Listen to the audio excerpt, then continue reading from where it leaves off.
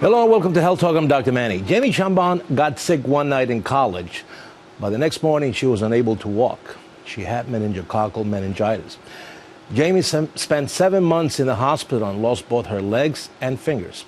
But she refused to let the disease ruin her life. Jamie dedicated her life to cycling, went on to win a gold medal in the USA Cycling Paralympics in 2011. Jamie teamed up with pediatrician Leonard Freeland and GlaxoSmithKline to urge parents to get their teens and college-age kids vaccinated. Thank you so much for coming. Such an important topic. And Jamie, I do this to you. Tell me about the night you got sick. Yes. So I'm 27 now, and it happened to me when I was 20. It was my first year at my dream college at the University of Texas, and I couldn't even enjoy a full semester before I got sick. It happened within 14 hours of my first symptom. By the time I was admitted into the hospital, complaining of pains all over my body, incapable of walking, retaining any warmth. I was freezing down to my bones. And I didn't leave the hospital for 7 months, where I endured amputations of my hands and both of my legs below the knee. And prior to that, you were a healthy, Exactly. beautiful, college student, just loving life, in other words. Exactly. And how do you get it? It's something that we have in our nose. We carry the bacteria in our nose. And for most people, almost all the time, it doesn't cause any problems, but occasionally it gets through the nose into the bloodstream and can cause blood poisoning or meningitis or very serious complications. About 10 to 15% of people who get meningococcal blood infections or meningitis will die from the infection. And in those who are lucky enough to survive, like Jamie, upwards of 20% will have lifelong complications. So, Jamie, you didn't know anything about this before you got sick, right? No, that's the thing about meningitis. I think a lot of people know the term, but they don't realize how deadly this is. Meningitis is a deadly disease. It typically kills within 24 hours. And while it is a rare disease to get, it's even more rare to survive it. Meningitis isn't something you cure, where you're in the doctor's office, you hear you have meningitis, and you go home and take a prescription. When you get meningitis, you're in the hospital wondering if you're going to survive. And I had a 10% chance of survival. And what do you think parents should know? How I would love for parents to be involved, and also for the adolescents who are listening right now, is for them to have that communication within each other, and then to have that conversation with their doctors. Talk to them about those 2 vaccines that will cover the 5 groups of meningitis and fully protect yourself from it. All right. So now parents are seeing her story.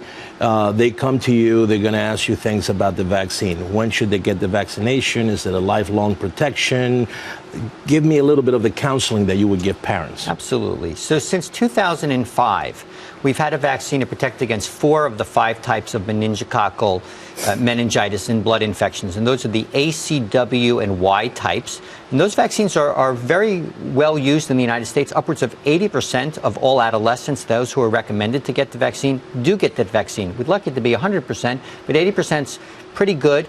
But that's a 2-dose vaccine, Manny. And there's a first dose at age 11 to 12, and then there's a second dose at around age 16. Only about 30% of the adolescents are coming back for that second dose. Now we have an additional vaccine that was discovered through some real breakthrough science to protect against that 5th type. We call it meningococcal group B, as in boy. Right. And that vaccine is a recent recommendation, and that requires a discussion with the doctor. 12, 16, and 18, that's the ticket. No questions asked. You win the gold medal. You go through all of this. Yes. How did that make you feel? Well, first of all, I didn't think my life would ever come to that. Before I got sick, I was just a commuter on my bike, because that's what Austin, Texas, where I'm from, is like. And so when I got sick, you have doubts about what your life could be like, and cycling was definitely one of them. And then I met someone who offered me an opportunity to work out with him and then get on my bike, and then before I knew it, I'm in the Livestrong Challenge doing 12 miles.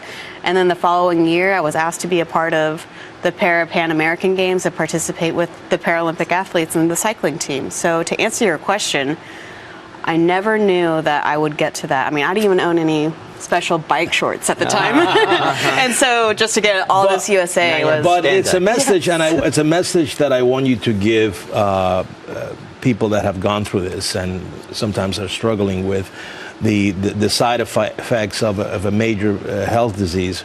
What would you say to people that saying, "Oh my God, this happened to me now. My life is limited." Yes. I guess there's no limitation in reality. Exactly. What's in the heart. One of the more powerful things is you got to live beyond your limits. And every day, that's what I try to do, and make sure that, everyone has hard days. I've been there. I'm sure everyone in this room has been there. But what's important is to look forward to the next day and move on. Try to prove a point and show everyone that how powerful you are as a human, and that's what I try to do. Well, listen, your story is very inspirational. I think the medical message is quite important. Where can people get more information? Best place to start, I would go to the cdc.gov website. There's information there about meningococcal meningitis, about the ACWY vaccine, and now also about the meningococcal B vaccine. Well, I thank you both for coming. Thank you so much. Thank you, Dr. And if you have any health questions, send them here at Fox, at drmanny@foxnews.com. Until next time, I'm Dr. Manny.